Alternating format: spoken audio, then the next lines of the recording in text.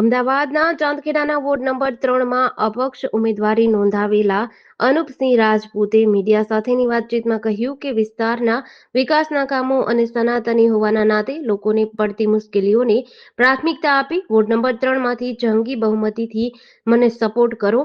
અમદાવાદના ચાંદખેડાના ward number 3માં અપક્ષ ઉમેદવાર અનુપસિંહ રાજપૂત અપક્ષમાં ચર્ચાનું કેન્દ્ર બન્યા હતા. પોતાની સ્વચ્છ છબીના કારણે જનસંપર્ક દરમિયાન મતદારોને આકર્ષવામાં સફળ થઈ રહ્યા છે.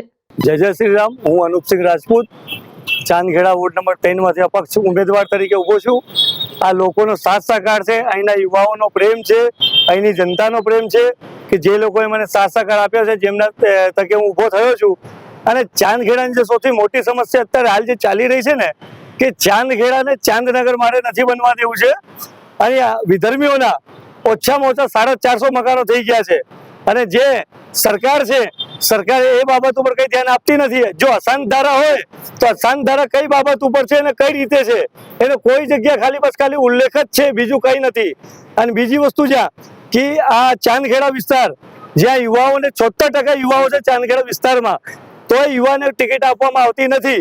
અને જે બદલાવ યુવા લઈ શકે છે એ મને એવું લાગે છે કે બીજા કોઈની તાકાત નહીં કે લઈ શકે છે. અને ચાંદખેડાની અંદર જે જનતાનો તકલીફો છે એ તકલીફોમાં ધારો કે માનસરોવર રોડ છે, ત્યાં પાણીઓ ભરાઈ જાય છે, ગટર ઉભરાઈ જાય છે. વરસાદના ટાઈમમાં પાણી તો ભરાય જ છે, એની જોડે જોડે લોકોને પીવાની પાણીની પણ સમસ્યા હોય છે, તો ટેન્કરો મંગાવવા પડે છે. અને અહીંયા સરકાર કહે છે કે અમે 100 કરોડના રોડ બનાવીએ છીએ, પણ 100 કરોડનો રોડ તમે બનાવતા હો તો થીગડો ક્યાંથી વાગે છે એની ઉપર? એટલે સમસ્યા આપણે જોવા જઈએ તો ઘણી બધી છે અહીંયા, પણ અહીંયા નિકાલ કઈ નથી. અને અહીંની પબ્લિકે તો ઘણી સોસાયટીઓમાં બેનરો મારી દીધા છે કે અહીંયા કોઈ પણ પાર્ટીને પ્રચારમાં આવવું નથી. તો શું આ પબ્લિકનો નારાજગી છે કે સરકારનો જે કાર્ય નથી કરતી એનો વિરોધ છે? આ જે મુદ્દો છે વિચારવાનું છે.